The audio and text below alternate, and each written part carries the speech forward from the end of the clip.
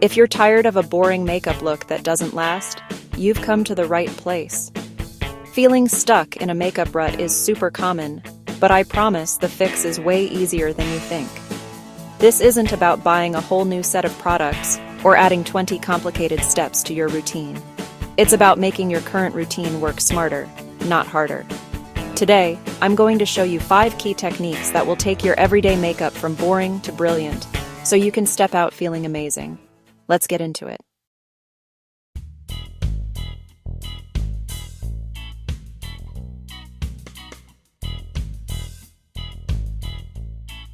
So one of the biggest reasons makeup can look boring or cakey is because we treat foundation as step 1, when it should really be the final touch to our skin prep. A truly beautiful look starts with the canvas. The goal isn't super matte or overly dewy, it's what we call satin skin, a finish that looks like your own healthy, hydrated skin, just with a little lit from within glow. First things first, after your moisturizer, you have to apply SPF. This is non-negotiable for protecting your skin, but it also creates a perfectly smooth base for what's next. Now for the game-changing part, a luminizing primer or a glow-enhancing serum. And I'm not talking about a glittery, sparkly primer. Think of it more like a soft focus filter in a bottle. Just apply a little bit to the high points of your face, cheekbones, the bridge of your nose, and a touch on your forehead. This builds a subtle glow that will actually shine through your foundation, making it look like you're naturally that radiant. Now, let's rethink foundation.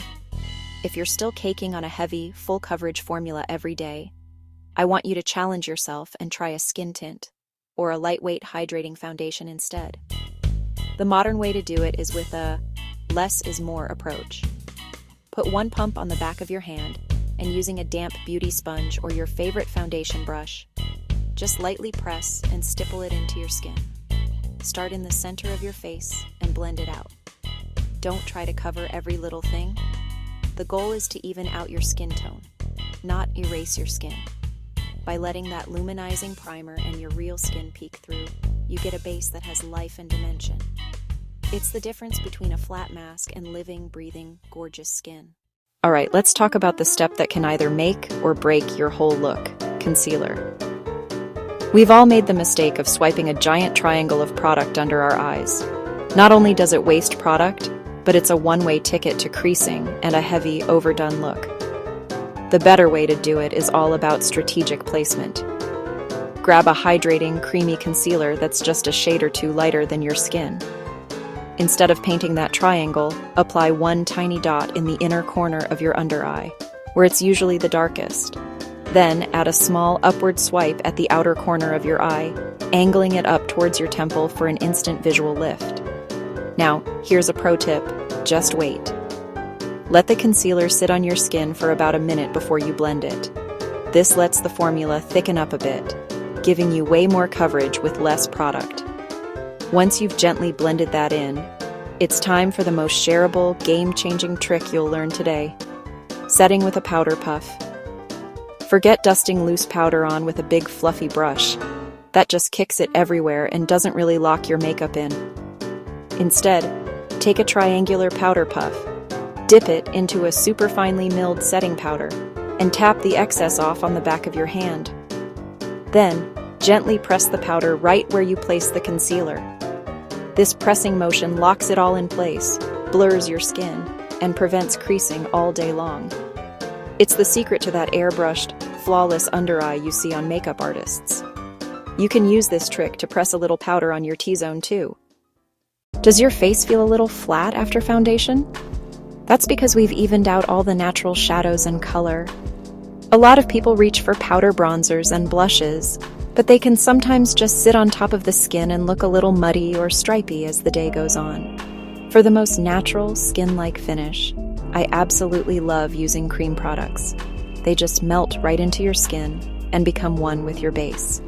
Let's start with bronzer. Take a cream bronzer stick or one in a pot. Instead of swiping it right on your face, warm it up on the back of your hand first. Then, using a dense brush or your fingers, lightly tap it where the sun would naturally kiss you. The top of your forehead, the high points of your cheekbones, and a little on your jawline. Just remember to always blend upwards on your cheeks to keep that lifted look. Now for the blush, and a really cool technique called bronzing. Instead of a standard pink, try a warmer, dustier rose or terracotta shade, and apply it where you'd put both your bronzer and blush, kind of blending them together. It creates this cohesive, sun-kissed warmth that looks so natural and chic. Apply your cream blush high on the cheekbones, blending up towards your temples for an instant facelift effect. A tiny dab on the bridge of your nose ties the whole look together and gives you that healthy, just went for a walk kind of flush. Before we get to the final touches, if you're loving these tips and feeling a little more inspired, do me a quick favor and hit that like button. It really helps my channel reach more people who are stuck in a makeup rut. Okay, now let's finish up with the eyes and lips. Eye makeup can be so intimidating, right? We think we need a million different palettes and brushes, so we either skip it or just do the same boring swipe of one color. But trust me, you can get an elevated eye look in under 5 minutes with just a couple of key products. First, brows. They frame your entire face. The goal here isn't a super sharp, drawn-on brow, but something more naturally full. Use a fine-tipped brow pencil to draw light, hair-like strokes to fill in any sparse spots, focusing on your arch and the tail. Then, brush them up with a clear or tinted brow gel to set them in place. That upward brush gives you a fuller, more lifted look instantly. For eyeshadow, the absolute easiest way to look polished is with an eyeshadow stick. These things are foolproof. Just pick a neutral color like a bronze, taupe, or champagne. Swipe it across your lid and blend out the edges with your finger. That's it. If you're more of a powder person, you really only need 2 shades. Take a soft matte brown on a fluffy brush and sweep it in your crease with windshield wiper motions for some soft definition. This little shadow makes your eyes look so much bigger. Then, just press a light shimmer shade on the center of your lid with your finger for a little pop. Finally, a trick that makes a huge difference. Tightline your upper waterline with a waterproof brown or black pencil. It makes your lash line look 10 times thicker without the harshness of liquid liner. And please, curl your lashes. Seriously, it's a game changer. And then add a good coat of your favorite mascara. And there you have it. A defined, awake, and polished eye look that took no time at all. These last few touches are what take your makeup from done to dazzling. Let's start with lips. A boring makeup look often ends with a quick swipe of chapstick. To elevate it, we're going for a polished, your lips but better vibe. Start with a lip liner that's super close to your natural lip color and lightly outline your lips to define their shape. Now for a little trick. After lining, apply a lip stain in a similar shade to the center of your lips. Stains give you a long-lasting base of color that won't disappear after your morning coffee. Then, you can top it with a comfy satin lipstick, a tinted balm, or a sheer gloss for a hydrated, plump finish. This layering gives your lips so much dimension and staying power. Next, just a touch of highlight. We're not going for a blinding stripe of glitter here. Take a cream or liquid highlighter on your finger and tap a tiny amount on the very highest point of your cheekbone, the tip of your nose, and your Cupid's bow. It's a subtle glow that just catches the light beautifully. My final, can't live without it step is setting spray. But don't just spritz and run. What this does is it melts all those layers of makeup together. The creams, the powders, everything. Hold the bottle about an arm's length from your face and give yourself a good, even mist. This gets rid of any powdery finish and locks your look in for hours, making sure you stay looking fresh all day. And there you have it. Let's just look at the finished result. My skin looks like skin, healthy and glowy. My eyes look defined and open.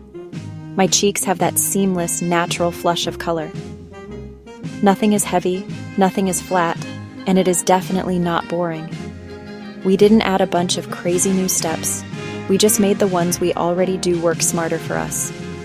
We perfected our base with that satin skin finish. We learned how to conceal and set without the creases. We brought life back to our face with creams. We did a super simple but elevated eye, and we tied it all together with those polished finishing touches. These 5 techniques are your key to turning your routine from a chore back into a creative moment that leaves you feeling amazing. Now I want to hear from you. What's the one makeup step that you never, ever skip? Let me know your holy grail product or your go-to technique in the comments below. And if this video helped you break out of your makeup rut, please give it a thumbs up, subscribe, and hit that notification bell so you don't miss any more videos. Thanks so much for watching, and I'll see you in the next one.